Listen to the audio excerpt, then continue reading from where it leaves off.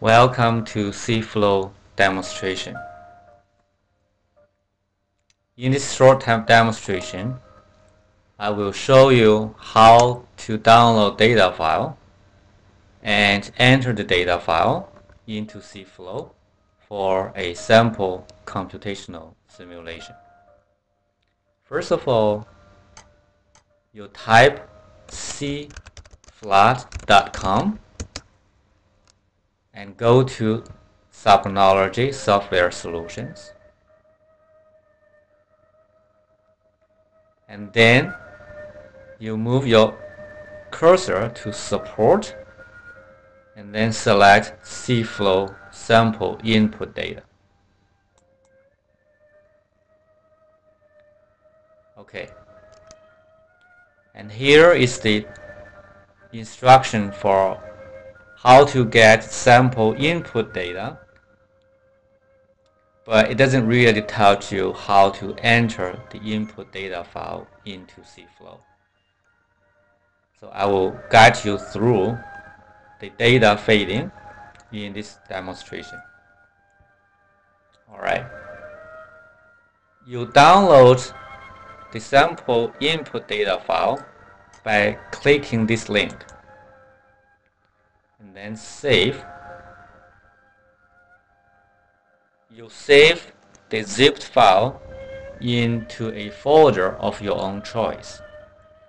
On my computer, I created a folder called Cybernology in the C drive, and I saved this zipped file into the folder called Cybernology. You save. Well, since I already saved it, so I'm not going to replace it. So I'll just say no. And assume that you already downloaded this file. And you go to your folder called Cybernology, and you extract your zipped file into wherever you want. For me, I extract this file here by selecting extract here. Okay, I already extracted it. So I'm going to extract the files again.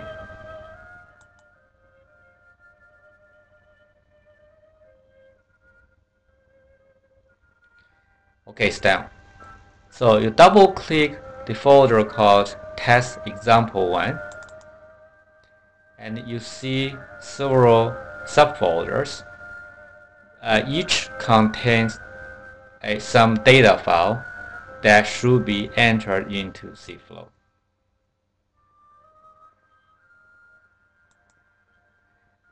Alright, next you run CFlow. It's called water sim, and by double clicking this icon and assume that you have installed CFlow on your computer through the CFlow installation instruction. And this is CFlow. You go to File and then select Load Area Photo, and this will give you a dialog box that allows you to enter the area photos for your studied area. Let's browse the folder, and remember that I have saved the data file into a folder called Cybernology, and then extracted file into a folder called test example 1. And then under test example 1, there is a subfolder called area photos. So I select this subfolder and then click OK.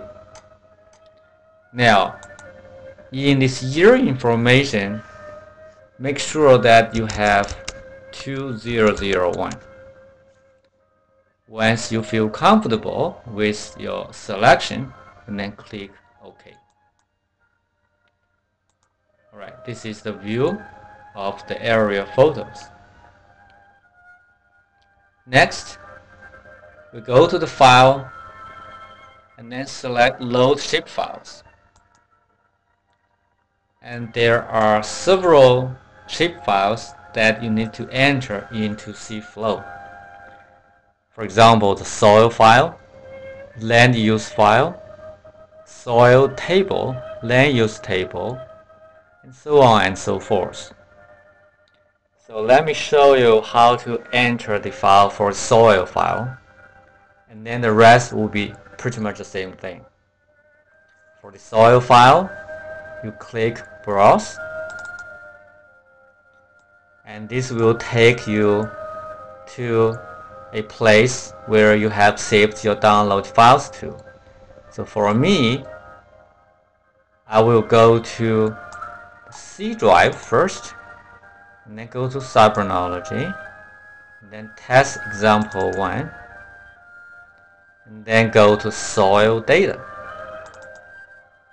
And there is only one shapefile available for me to choose, and this is the one I'm going to use. And you follow the same instruction for the rest of the files, and the names should correspond to each other. Once you double check the correctness of each path and name of the file, and then you click OK. It's done. Next, I'm going to load the grid ASCII data for the selected region. Again, you need to go to the folder called Cybernology, and then test example 1, and then USGSDEM. This is the subfolder containing the grid ASCII data.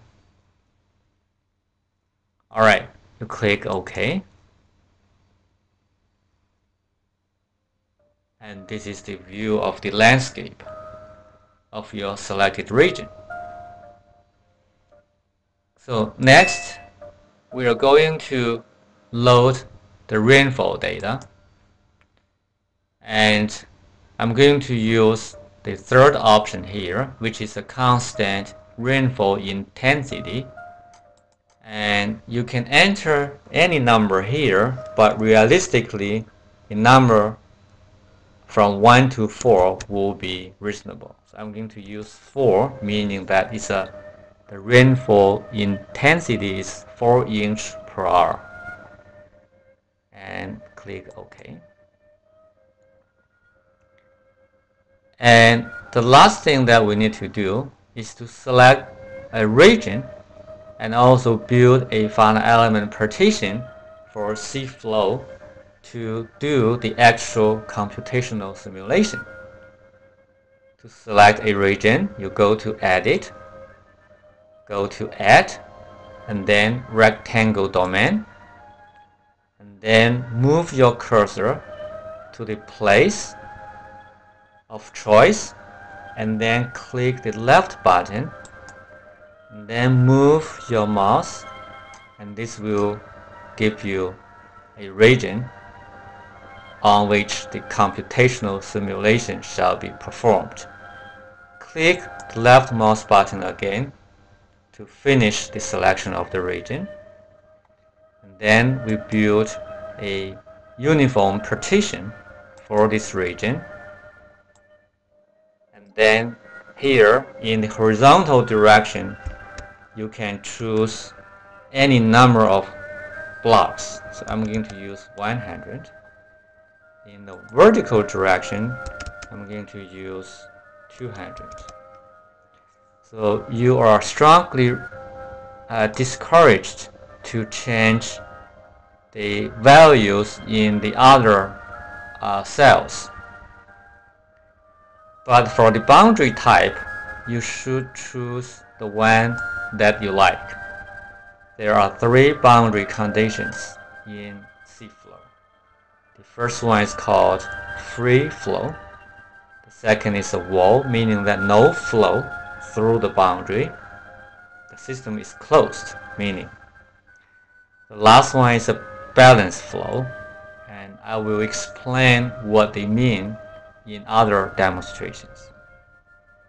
So let us use a balanced flow for now. and then click OK. Alright, so this has finished the partition computation. So now we go to edit and then solve the whole system. And here you can enter the total time for the simulation and other information that is required in the computation. But you should deselect the output data so that the computational results will not be saved into a file. And once you feel comfortable about your selection, you click OK. Now, this dialog box tells you where you want the data file to be saved to. And you simply pick up any folder on your computer for this purpose. And if you are going to save the data file, and make sure that your computer has enough space. Alright, click OK. And you see that the simulation already started.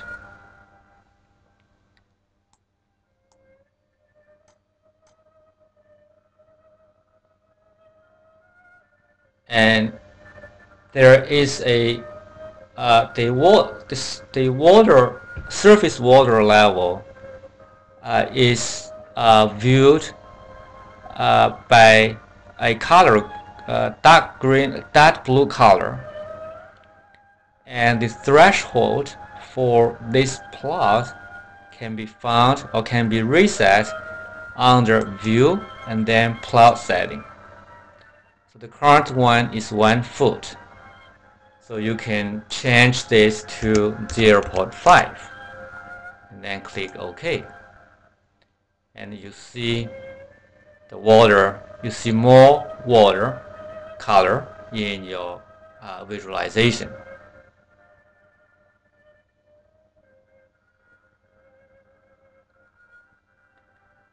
If you go back to 1 foot again, and you will see a different water profile. And if you want to use another threshold like 1.5, and your water profile will certainly look much different. So let us go back to 0.8. So this is the water profile when 0.8 is used as threshold. Alright, you can zoom in by using the middle button of your mouse. Okay, or zoom out, zoom in, zoom out. You can move it around by using the left button of your mouse. You can also tilt this around by holding down the control button and then use the left button of your mouse. You can turn it around.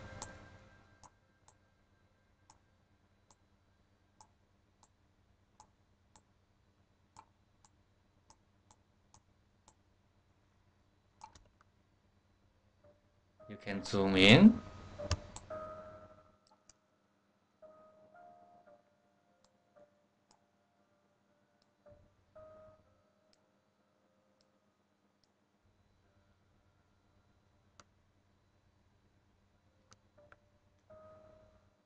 Alright.